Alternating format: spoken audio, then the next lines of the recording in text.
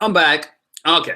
All right. So I saw a question that I wanted to answer that I really liked, and that's how to not get emotionally attached to God too quickly, right? And this is something that I specialize in, teaching guys, right? But teaching women as well because I understand that neediness is the biggest, the most unattractive trait that people get ever inherent. So we're gonna talk about this right about now, but let me make sure I see the comment section. Make sure that people are there. Give me 1 second, guys. Okay. Let me see. All right. So essentially, getting attached to a guy. I'm like, see, I'm trying to save time talking, right? Give me a second. Okay, there you go. I'm trying to find the comment section. Okay, there you go. All right. I like seeing validation from time to time. Like seeing my face, but then seeing the comments, like, oh, damn, shit, right? Like feeling good here, I'm feeling good there. Okay. Okay. So essentially, right, the way that you don't get emotionally attached to God. Okay, this is the reason why you get attached. Let's talk about the reason women get attached to guys. Let's say, okay, so which animal is that when its parent leaves them, the animal hangs out with other animals and tries to get adopted? What animal is it? It's oh my god, I think it's an elk. What's that animal that if the parent abandons that animal will find another parent to adopt it, no matter how the animal looks? Somebody give me the answer, please. Please give me the answer.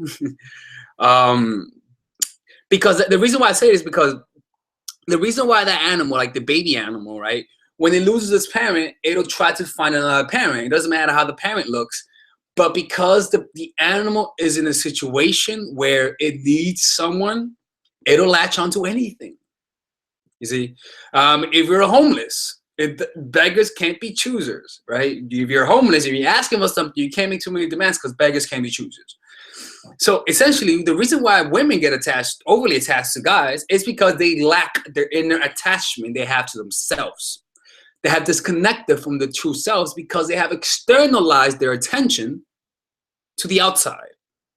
They look inside and they say, "Oh, I don't like what the hell that looks like, right? And I don't want to feel this."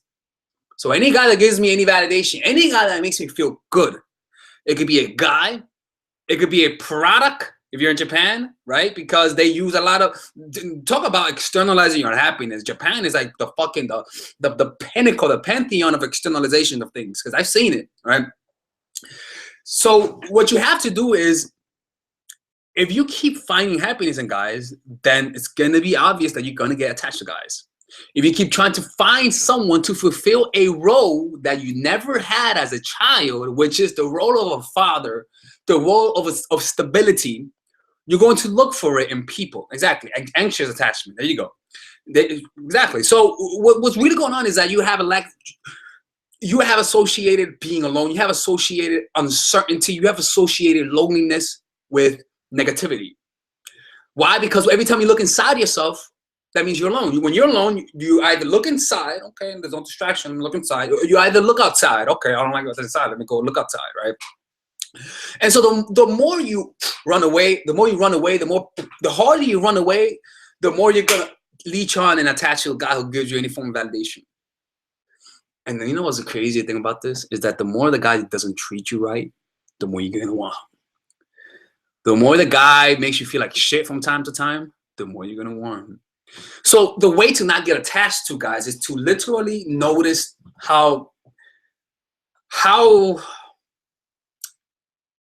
it's to really just see inside yourself, like literally notice what you're running away from, the pain. Because the attachment you're feeling is, you're not just attaching yourself just to attach yourself. I mean, what the fuck? There's something that's motivating the attachment, right? It's pain. The desire to avoid pain, like Tony Robbins said, the desire to avoid pain, the inner conflict, and the desire to gain pleasure, the externalization of the inner conflict through finding happiness in other people. No, it's not to give them space, it's to give yourself space. What I mean by space is not like, let me not see myself. No, I'm asking space from the perspective of observing the desire to be happy, the observing your attachment, observing what's motivating you to look for attachment. You see, it's because the space that you make is the observation. Like, you just, rather than being the emotion, right, you create space and you observe the emotion. Suddenly you're not the emotion. Suddenly you're just the observer of the emotion. And so the space that you create between you and the emotion is very similar to the space that people have when they give you relationship advice. They're able to give you logical relationship advice because they have a space between the emotion and the logic, and so they're able to think clearly. You see, but once they're in that situation, there's no space, so they can't even take their own advice. It's normal. It's a normal thing. So the space you're creating is this identifying yourself from the emotion, which is feeling the emotion, wanting to act. Oh, I feel unhappy. I need someone. Dig. You know, not dig. I need someone. Happiness, right? And so what you're doing is that you're feeling and reacting, right? Like I always say, you're feeling and reacting, and anything that is in front of you, it doesn't matter what it is. If they give you any form of validation, you're gonna notice. You're gonna notice, right? So we have to just give yourself space, observe the emotion, observe yourself needing happiness. You see, and what you're gonna notice is that the attempts that you have made to find happiness in other men. This is the thing, is that whenever you know one way of doing things, you don't change. You just try harder. You see, whenever you know one paradigm of thinking, you don't change, you try harder. For example, if they taught you that complaining gives you what you want, which is when you're a child, you complain, you cry, why, and suddenly, you know, they give you food. You learned that to cry is to get what you want. So as you grow older, you start noticing that if you cry a lot, you get more. So you complain more. And when you get what you want, you complain even more because you have no other way of doing things. So the less you get, the more you try, right? So what you have to do is stop trying and observe yourself attaching yourself to other guys. That doesn't mean that's going to break the attachment. What that means, though, it's going to break the pattern of consistently attaching yourself to other guys for happiness. And it's not an instantaneous thing. It's something that you got to observe yourself. And you may not stop getting attached to guys, but you are going to be more aware. And that's the start. In order for you to be smart, you got to first realize how stupid you are, right? All right, so first notice the neediness. And you're going to get used to it. And then your body is not going to be resistant. It's going to flush it out because it's kind of, emotions are like toxins, right? Now I'm like a kid, right? If you keep running away from the emotion is going to yell louder and louder and louder and tell you, notice me, observe me, I'm here, I need something, I need help. But rather you say, shut the fuck up, I need to hide you. You know, it's kind of like knowing you have a problem in your body, but you don't want to go to the doctor because you don't want to know what's really there. It's kind of like having a negative bank account in your bank and knowing what you have, but you still go to the store and get rejected. You rather get withdrawn money, you know, like get penalties as opposed to look at the bank statement. You rather try to get money out, not knowing how much you have, as opposed to look at the bank statement. See, it's the same thing with the inner workings of your mind. You have to observe it. Don't make any purchases. Don't assume if there's any money. Make sure by observing it. And this is such it's a very indirect route to not get attached to guys. It's an indirect route to be more attractive. But seriously, most people wouldn't think of that. Most people would not think of that. Most people would think of like, okay, maybe what can I do? How can I make myself look better? What did I tell you about trying harder? So when you have only one way of doing things, you try harder. And it has a counterintuitive results. So what I always say, when you are not getting the results you want, do the opposite. So rather than looking inside, rather than looking outside, look inside. That's how you do it. And it's not one thing solution. You have to continually become aware of your emotions. Continually notice yourself looking for happiness. And the more aware you become, those unconscious patterns, that they are unconscious, you may not notice yourself doing it, those unconscious patterns are going to become conscious. And then once they become conscious, that means you're going to have the choice. You see, you're going to have the choice to either act on it or not act on it. And that's what's going to happen. Again, look, do you see the way I am? This is not something that you just fucking born with. I'm not saying I'm special, right? I'm not fucking special. I'm not special, right? I'm not. But I just made it a priority. Just, okay, let me just focus on being happy. Let me focus on observing myself, right? And this is what happens. And it's nothing special. See, these are things that a lot of people think that this is something like fucking only the certain people could do it. Like, people only make you think that because they're insecure. They make you think that they're special because they're insecure. They make you think that they're so grandiose, you know, make sure they have their image in everything that they do, meaning their books, and make sure they have their pictures, right? I'm not talking about Matthew Hussey because Matthew Hussey has his pictures in his book. He's a pretty self-assured guy, right? I'm not talking about that. I'm talking generally speaking. When you notice someone who just tries to make themselves look better than they really are, try to put, you know, just say, I am so special, and when you feel like shit around them, right? they may be externalizing their lack of self-esteem. I'm not making assumption. I'm just saying, generally speaking. You see? Let me see the comment. Mm. Mm. How to maintain long distance relationship? Get closer. Yo, dude, like, look, Justin, what are you doing? Justin, you're a guy. What are you doing in this channel? Get out of here, Justin. It's not for you. Go to myfortraction.org. That's my channel. All right. It's like when I see women in my other channel, I'm like, what are you doing here? You know, they're like, girls comment like, what are you doing here? Aren't you supposed to be my other channel? You're not invited here. Don't make no conversations with the guys and shit. But yeah, that's how you do it, man. Like it's something that, yo, man, like I understand, man. Like nothing hurts more than getting attached to someone too quickly. Like when you know yourself as someone who gets attached too quickly, man, that shit hurts, dude. That shit hurts because when you get attached to yourself too quickly, actually, if you want to donate to me, you could just go to Patreon. I have a Patreon account. You notice how I just noticed that quickly? I should be ashamed of myself that I noticed that message. How dare you, Alexa, be so externally intensified? No, what is it? I don't know how to phrase it. Till the morning for me. But go to Patreon/ma20, and then you could donate to me there. Okay.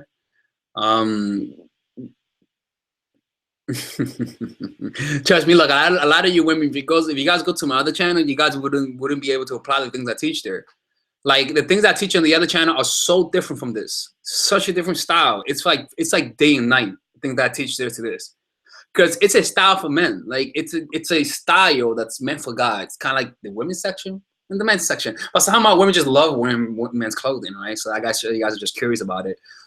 But you don't. Yeah, I'm fast, right? But you don't.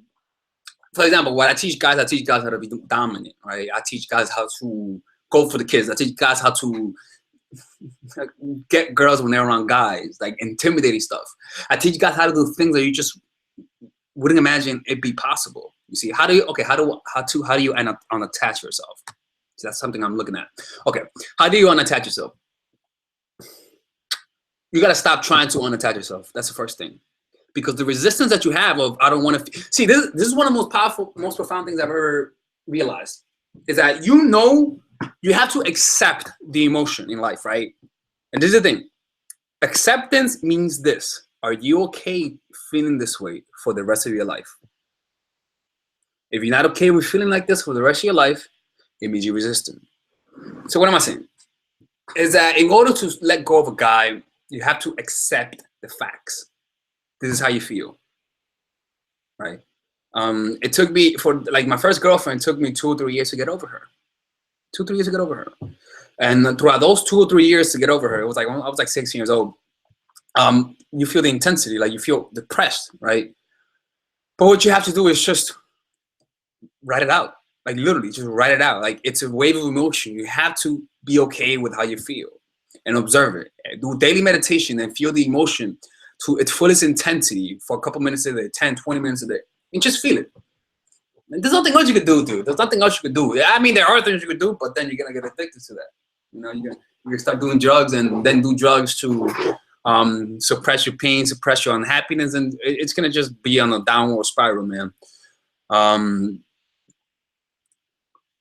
Let me see. All right. So yeah. Oh yeah. But anyways, yo, the way where I'm gonna be moving is gonna be in Park Slope. Remember I told you guys it's gonna be Park Slope in Brooklyn. I'm excited about that, dude. Like I'm getting so much shape. I always say this, that if you want to make a priority to be in shape, live next to the gym. There's no excuses. There's just no fucking excuses if you live next to the gym. You see. So that's my priority in life. Anywhere that I will ever move, anywhere where I'll ever live, there better be a fucking YMCA next to it. I don't make that up. It's non-negotiable for me. And if you're negotiating your health, being in shape, you're negotiating your life. You're negotiating your physical health. You see, and a lot of women, they don't focus on their health. Actually, no. I'm rewinding. A lot of women do compared to men. A lot of women do. Okay, but I just feel like a lot of women they feel like they don't have to because there's a stereotype. I'm beautiful the way I am, you know, like I don't need to work out. And no, you have to. If you don't work out, you're gonna go psycho.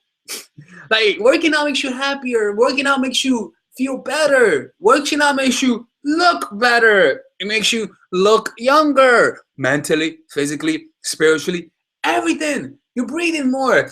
You're taking in more breath.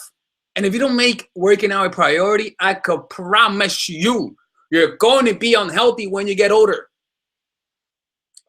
I'm telling you, look, it's simple. In life, the people who are healthy when they're older are people who made it a priority.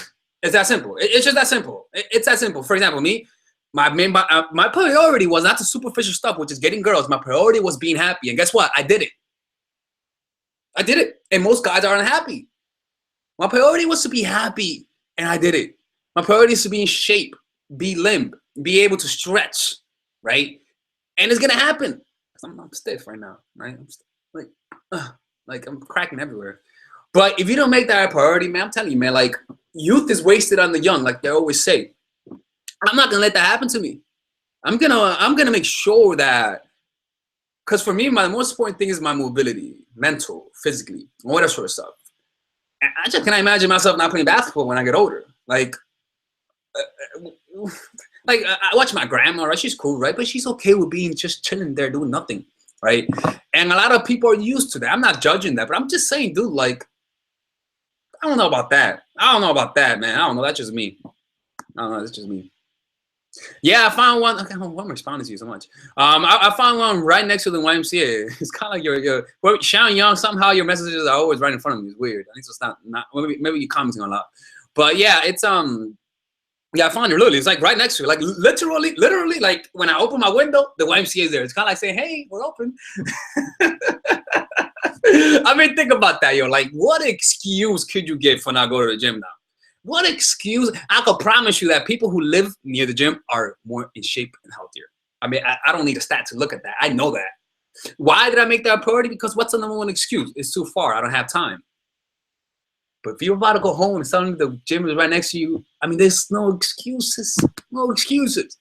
So my success for being in shape, for getting much better, one of my goals is to actually be in it. Okay, I've never told this to anyone. I never told this to anyone, right? Because it's so silly. But one of my goals is to be an MVP of a basketball league. Like, you know, like I used to play baseball when I was a kid, right? And I got good at it. I got really good at it, right? And I became an MVP for my team, right? But that's baseball. I'm Dominican. We're good at it. I was born hitting the bats, right? But basketball, I've been good at basketball, but I've never been consistent, right? And what was the same? And so that's one of my dreams, to be an MVP for a basketball league, right? And it sounds so lame, like, you know. But hey, look, hey, I designed my life for that reason. I want to do the things that I love, right? I want to play in the league. I want to live the dreams that I've had, you know. Hopefully have a kid and make him go to the NBA, you know, live through him, force him, fuck his childhood. No, not fuck his childhood, but, like, not, make him play basketball as opposed to do the things he loves, just to live through him. No, of course not. Me, I'm 5, depending where you look. If you go on OkCupid, I'm 5'10". In real life, I'm 5'9". So that's my height. But 5'8". 5'8" or 5'9", I don't know. I think I'm 5'9". I don't think it feels better when I say I'm 5'9", you know. Oh yeah, that's how it is. So yeah, that's my dream, and I'm happy because of that, because I'm telling you, man, like it's one thing setting your goal and not seeing the possibility, right? Oh, my daily regimen. Oh, let's talk about that daily regimen. My daily regimen is I'll tell you this. My daily regimen is not that impressive.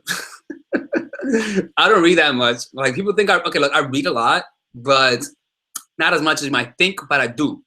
It's just that the way I like to do things is I'm extremely. Hey, don't I'm 5'9", okay? 5'9", all right? Don't be putting fake rumors about me. I'm 5'9", okay? What was I saying? Forgot what I was saying. Forgot. Oh, my daily routine. So what I do is I just is I don't read that much, but I like to notice anytime an insight comes. Actually, I have a meditation video.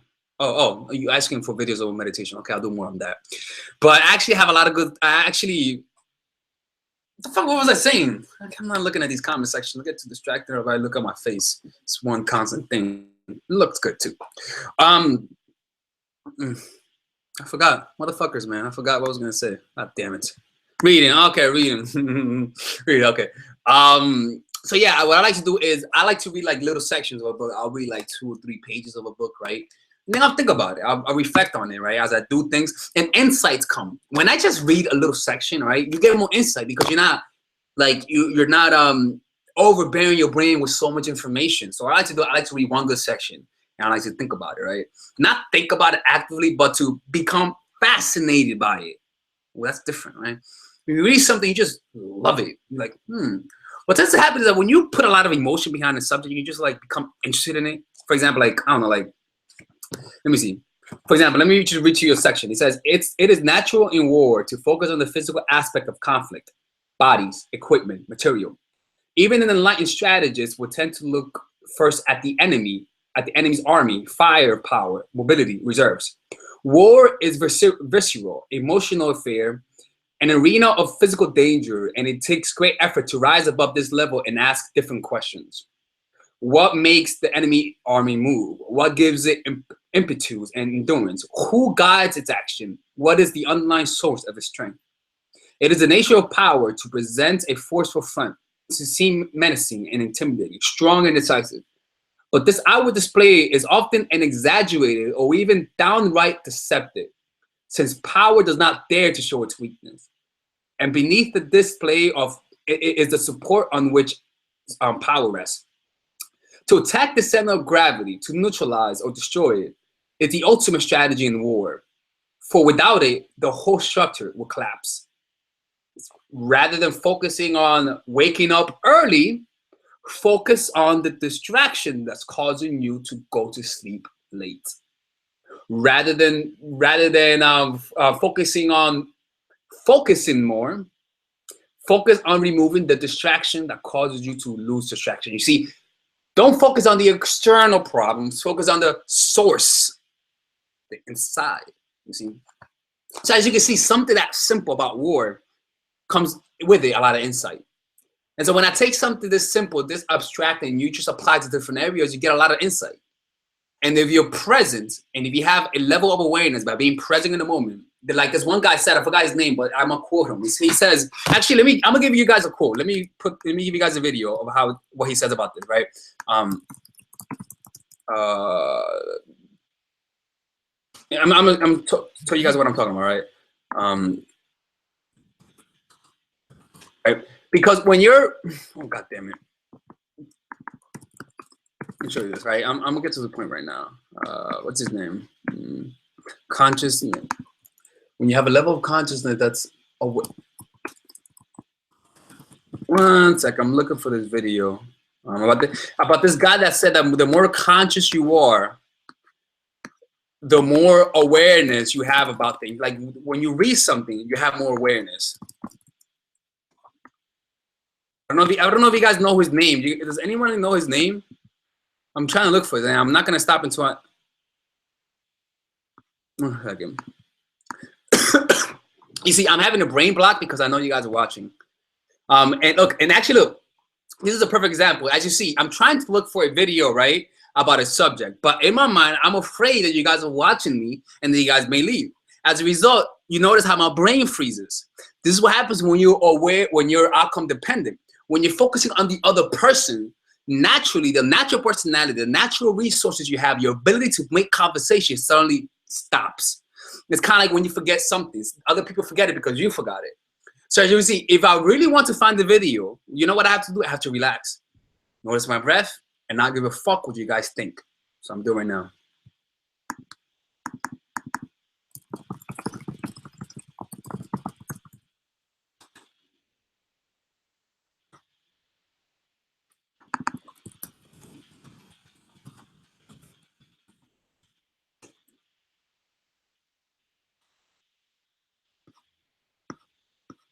Okay, look, this Come on, guys. Look, do you guys know that video that he says if you have a nut-sized consciousness, level of consciousness, you have a nut-sized level of awareness?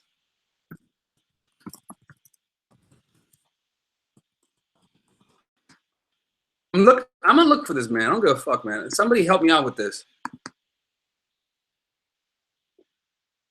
Come on, man. Nobody knows the video, the name of the video?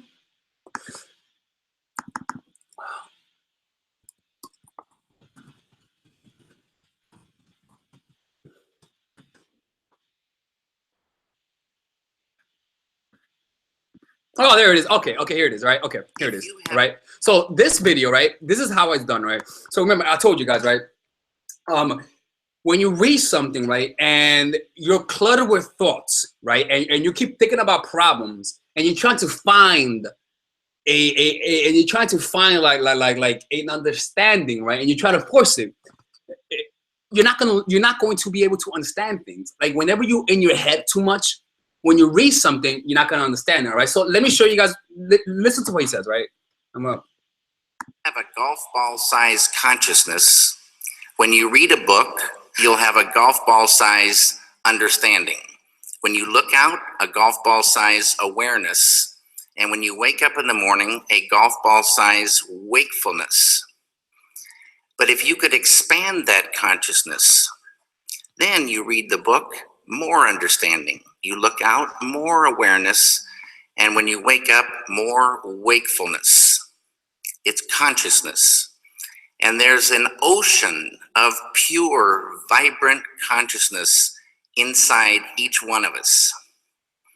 And it's right at the source and base of mind, right at the source of thought, and it's also at the source of all matter.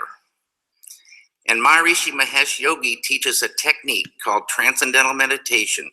It's a simple, easy, effortless technique, yet supremely profound, that allows any human being to dive within, experiencing subtler levels of mind and intellect, and transcend and experience this ocean of pure consciousness. So that's why you guys may like, I'll read something about this and it may look simple.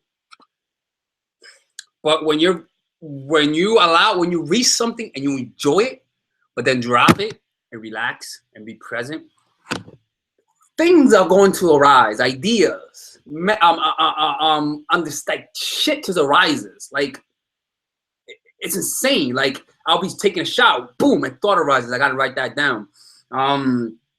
I'll be washing my dishes, boom, a thought arises. I gotta write that down, right? But the main point is reading something that you enjoy, be fascinated by it, and then just let it rest. Right, let's just keep watching.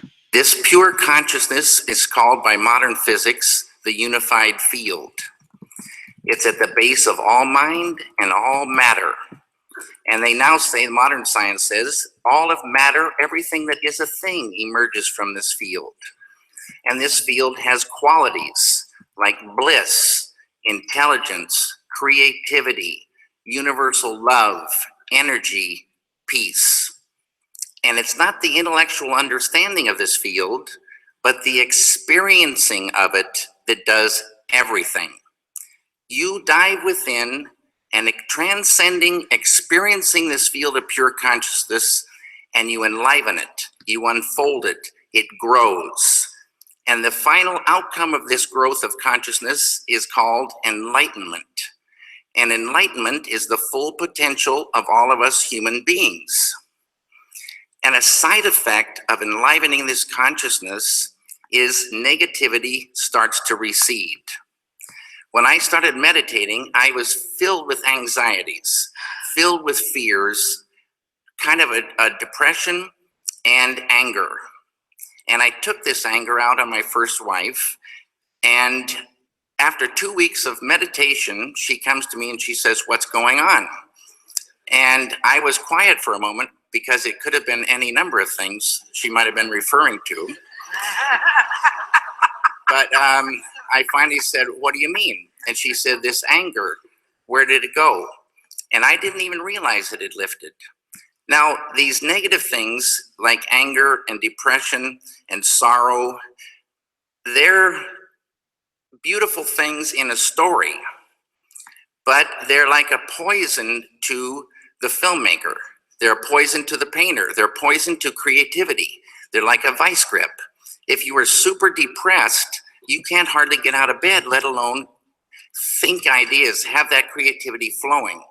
So it's money in the bank to get that beautiful consciousness growing, which is flowing creativity, the ability to catch ideas at a deeper level. Intuition grows. This field is a field of pure knowingness. You dive in there, you sort of just know how to go. You know how to solve solutions. It's like an ocean of solutions. And you can just feel this thing growing.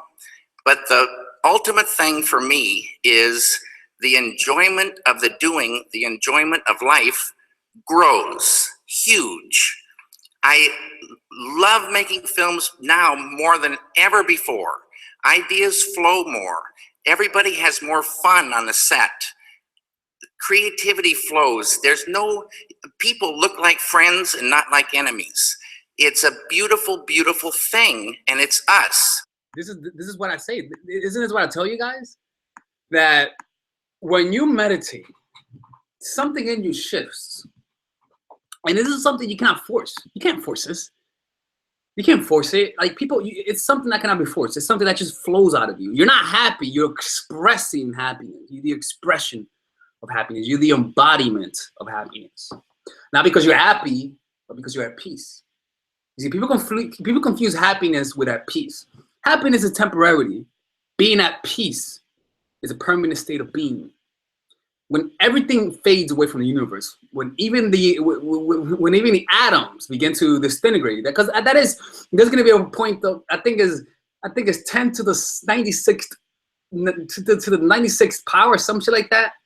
When the universe is going to be when the universe has expanded to such a degree, because it will never stop expanding, that at the fundamental level, things are going to begin to disintegrate. I believe so. That's just a theory, unless you believe it in the big crunch, you know. But what I'm saying is that at that moment where everything disintegrates, the black holes, you know, all of those things stop. Even I don't know about. Okay, the whole point is that when everything stops, it's peace. I mean, think about that. Nothing's there. It's peace. Peace before everything started. There was peace, tranquility, no turbulence. When everything stops, it's going to be peace and tranquility. Everything started with peace. Everything will end with peace. Now, to us, to the mind, that's fucking tragic because we're not there. That's not peaceful. I'm not there, right? I'm not there. But when you're asleep, when you're deep sleep, you're not aware, right? You don't have no thoughts when you're deep sleep, right? But it's peaceful. Isn't it crazy? I mean, think about this. Being in deep sleep is peaceful. Deep sleep is peaceful, but there's no awareness. I mean, there is awareness, but there's no objects. Like when you wake up, you're like, oh damn, that was a peaceful sleep. You may have not dreamt, but you feel the residualness of peace until thoughts arise. Okay.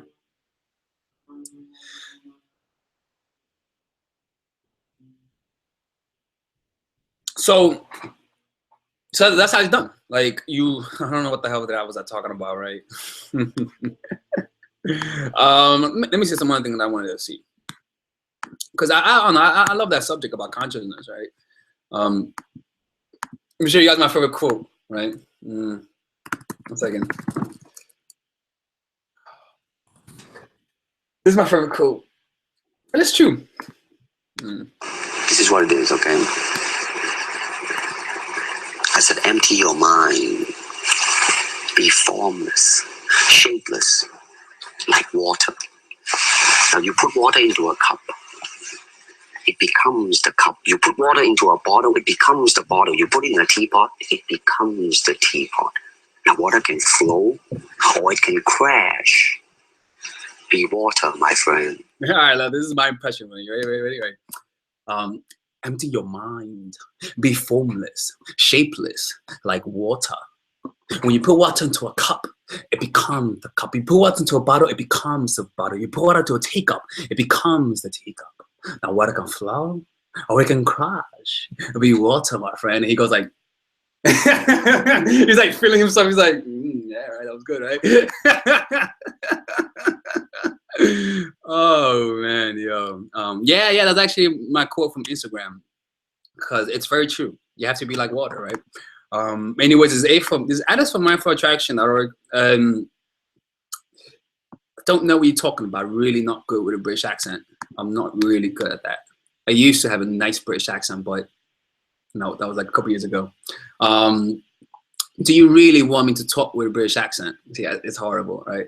Let me see. Let me do some impression. You guys are that I do often. This is The Godfather, right? I'm just bullshitting you guys. I'm about to leave right now, but you know, give you guys some bullshit, right? This is The Godfather, like. How you doing? Hey, look, I'm gonna give you an offer you can't refuse. Hey, let me show you like. Ready? 1 second. Welcome to Style Made. 1 second. See, I fucking hate ads, yo.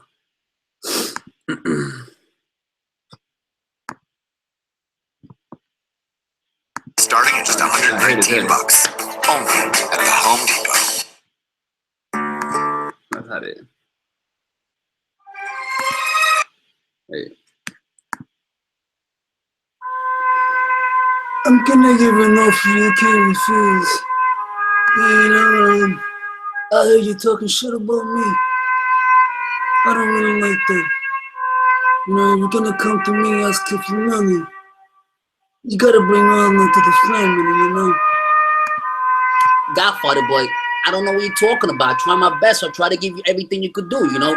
Hey, look, excuses are for pussies, you know. If you're gonna come to the family, you better make that shit a priority, eh? Take him away from me.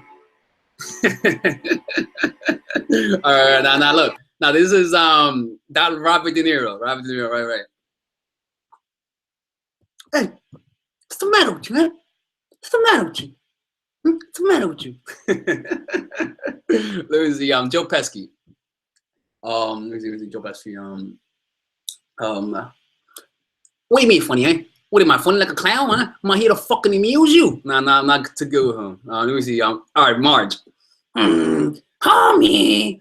All right, it is Homer Simpson. Don't. Don't. All right, who else?